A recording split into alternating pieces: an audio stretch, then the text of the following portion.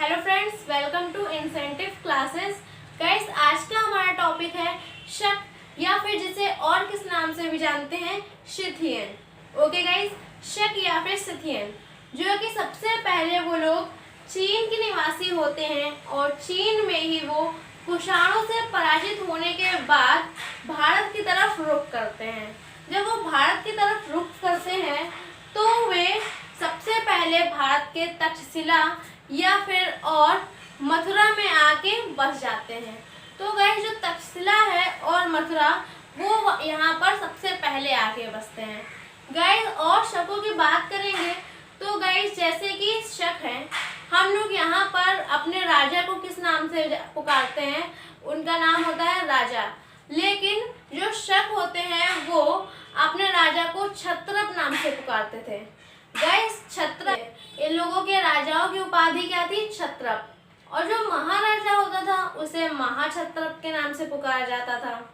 Guys, ऐसे भी साक्ष्य मिले हैं कि जो कुछ शक लोग होते हैं वो एक साथ ही कई राजाओं एक जगह पर ही शासन करते थे। एक साथ एक से अधिक राजा या फिर दो राजाओं का भी यहाँ पर शासन करते हुए पाया गया है, इसका उल्लेख मिला है गाइस। तो गाइस, जब ये लोग तक्षशिला में और मथुरा में आए तो गाइस, सबसे पहले हम लोग इसको प्रारंभिक केंद्र जो है तक्षशिला और मथुरा, इनको 2 पार्ट्स में डिवाइड किया है हमने। जिसमें जो सबसे पहले तक्षशिला की बात करेंगे तो इसका सबसे पहला शासक होता है जिसका नाम होता है एजेज। ओके गाइस, इसका जो टाइम पीरियड है वो 5 BC से लेके 30 AD तक का है। गाइस, जो एजेज होता है इनके बारे में या फिर इनके जो और भी राजा होते हैं उनके बारे में कुछ ज़्यादा खास डिस्क्रिप्शन नहीं है, ना कुछ ज़्यादा इम्पोर्टेंट आता है। बस आपको यहाँ पर मैं राजाओं की सीरीज बता देती हूँ कि कौन कौन राजा आते हैं और आप इन्हीं को अपने माइंड में रखिएगा। तो गाइस, एजेस है। एजेस के बाद इसका पुत्र होता है जिसका नाम होता है एजलेजेस, और उसका पुत्र होता है जिसको हम लोग एजेस द्वितीय के नाम से भी जानते हैं। गाइस, यहाँ पर नोट करने वाली बात ये है कि जो एजेस है इसका पुत्र नहीं है एजेस द्वितीय, बल्कि इसका पौत्र, मतलब कि पोता जो है उसका नाम है एजेस द्वितीय। ओके गाइस, और एजेस द्वितीय को कौन परास्त करता है? तो वो है गोंडोफाइल्स। जो गोंडोफाइल्स होता है वो एक पहला शासन होता है। ओके गाइस, पहला शासन होता है गोंडोफाइल्स जो एजेस द्वितीय को परास्त करता है, और जो तक्षशिला हो गया, सिंध का क्षेत्र हो गया, यहाँ पर अब गोंडोफाइल्स या फिर पहला वंश का शासक हो जाता है।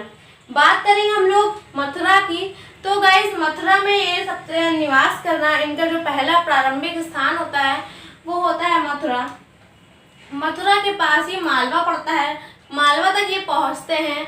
वहीं पर ही इनको विक्रमादित्य द्वारा परास्त कर दिया जाता है, और विक्रमादित्य जो है वो इनको वहाँ से भगा देता है। विक्रमादित्य से युद्ध होता है जिसको मालवा का युद्ध भी कहते हैं। विक्रमादित्य से युद्ध होता है 57 BC में। 57 BC में विक्रमादित्य से शकों का युद्ध होता है जिसे मालवा का युद्ध भी कहा जाता है। वहाँ से ही शक पराजित हो जाते हैं और मथुरा भागकर आ जाते हैं। मथुरा में जो 2 राजा होते हैं उनका नाम होता है राजुल, और आखिरी होता है, जो पहला राजा होता है मथुरा में वो होता है राजुल, और जो आखिरी राजा होता है उसका नाम होता है सोडास। ओके गाइस, तो ये राजा होते हैं, ये मथुरा में हो जाते हैं। यहीं पर ही विक्रम संवत भी बनाया जाता है। तो ये मथुरा की बात हो गई और तक्षशिला की बात हो गई। इसके बाद जो शक होते हैं वो 2 और पार्टों में डिवाइड होते हैं जाके आगे चल के, तो वो होते हैं भूमक और नहपान। ओके, तो जो नहपान होते हैं इनका जगह होती है मध्य भारत। मध्य भारत कहाँ साइड? पश्चिम भारत में बोलेंगे। पश्चिम भारत में नहपान का शासक रहता है।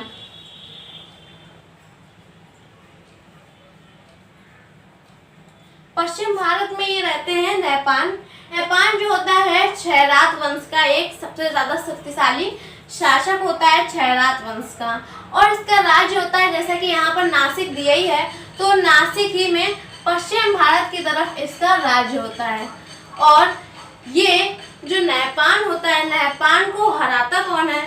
जो सतवाहन वंश का ही एक महत्वपूर्ण राजा होता है जिसका नाम होता है गौतमीपुत्र सप्तकर्णी, जो एक बहुत ही शक्तिशाली राजा होता है। इसको कई उपाधियां भी दी जाती हैं और ये पूरे दक्षिण भारत में ही शासन कर रहा होता है यहाँ पर।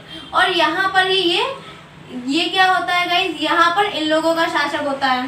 ठीक है, तो आपने देखा जैसे कि यहाँ पर ये नासिक पड़ता है और यहीं पर ही किसका शासक होता है? नहपान का शासक होता है, शासन होता है। तो यहाँ पर जब ये आगे बढ़ता है नहपान, तो जो गौतमीपुत्र सातकर्णी है इसको पता चलता है कि जो नहपान है वो आगे बढ़ रहा है, तो यहीं पर ही गौतमीपुत्र सातकर्णी इसको हरा देता है और नहपान का यहीं पर अंत हो जाता है। तो यहाँ पर शकों को कौन परास्त करता है? वो करता है गौतमीपुत्र सप्तकर्णी। ओके गाइज, और नहपान को यहाँ पर हरा देता है। यहाँ बात करेंगे नहपान की कुछ और, तो देखिए गाइज सिक्कों की बात करेंगे तो नहपान ने सिक्के चलवाए थे। वो सिक्के जो है गोल थे और उस पे राजा नाम लिखा हुआ था। अब गाइज जैसा कि हमने पहले ही आपको बताया है कि यहाँ पर राजाओं को क्षत्रप बोला जाता था। ठीक है, लेकिन जो सिक्के चलाए गए हैं वो सिक्के जो थे उसमें नाम क्या मिलता है? वो नाम मिलता है क्षत्रप सिक्कों में। तो गाइज ये आपने देखा कि राजा नाम से जो पहले सिक्के चलाए जाते हैं, पहले सिक्के चलाए गए थे वो नहपान द्वारा चलाए गए थे। उसके बाद अंत तो यहाँ पर गौतमीपुत्र सप्तकर्णी नहपान का कर ही देता है। उसके बाद जो दूसरा शासक होता है शकों का, वो होता है कादर्मक शासक वंश। ओके गाइस, कादर्मक वंश होता है जो, वो कहाँ पर फैला होता है? वो उज्जैन में फैला होता है, उज्जैन के चष्टम वंश में। ओके गाइस, उज्जैन के चष्टम वंश या उज्जैन में चष्टम वंश में फैला होता है। तो उज्जैन में चष्टम वंश में सबसे पहला जो शासक होता है उसका नाम होता है चष्टम। चष्टम जो है वो पहले ही कुषाणों के यहाँ सामंत की नौकरी कर चुका होता है और यहाँ पर आके वो चष्टम वंश बनाता है। उसके बाद जो चष्टम है, चष्टम का एक पौत्र होता है जिसका नाम होता है रुद्रदामन। गाइस आपने रुद्रदामन का नाम सुना ही होगा। रुद्रदामन के अभिलेख बहुत ज़्यादा फेमस है, इसके बारे में हमें कई जानकारियाँ भी मिलती हैं।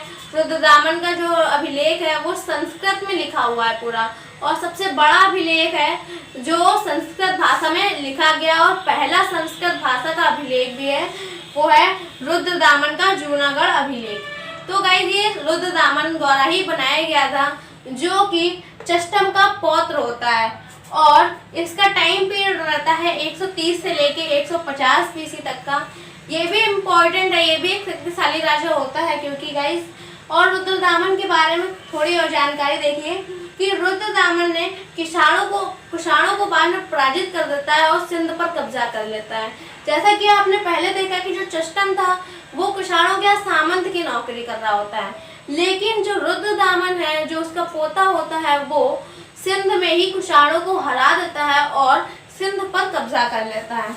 ओके गाइस, ये पॉइंट हो गया। और यहाँ पर रुद्रदामन के बारे में ये भी इम्पोर्टेंट है कि जो सुदर्शन झील है, ओके गाइस, सुदर्शन झील को रुद्रदामन ने उसमें मरम्मत करवाई थी। उसमें मरम्मत करने का काम जो है सुदर्शन झील में वो किसने किया था? वो रुद्रदामन ने किया था। तो ये पॉइंट भी पूछा जाता है कि सुदर्शन झील का मरम्मत किसने कराई थी? तो वो रुद्रदामन ने कराई थी। तृतीय कादर्मक वंश का, इसी तरह से शकों का और कादर्मक वंश का या चष्टम वंश का आखिरी शासक जो होता है उसका नाम होता है रुद्र सिंह तृतीय, और उसका अंत करता है विक्रमादित्य द्वितीय, जिसका पूरा नाम होता है चंद्रगुप्त द्वितीय विक्रमादित्य। ओके गाइस, इसको चंद्रगुप्त द्वितीय विक्रमादित्य पराजित कर देता है। और तो देखा आपने यहाँ पर कैसे शकों को पराजित करा गया है, 3 तरह से। 3 लोगों के द्वारा ही शकों को पराजित किया गया है, जिसमें पहले हैं सबसे पहले विक्रमादित्य है, दूसरे नंबर पे गौतमीपुत्र सप्तकर्णी है और तीसरे नंबर पे यहाँ पर चंद्रगुप्त द्वितीय विक्रमादित्य हैं गाइस। तो आपने ऐसे ही यहाँ पर देखा कि शकों को कैसे पराजित किया गया है।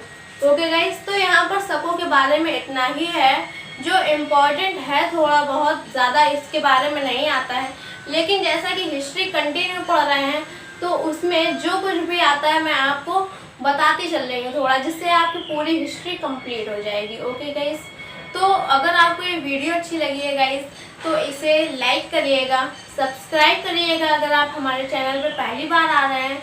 Okay guys, thanks for watching.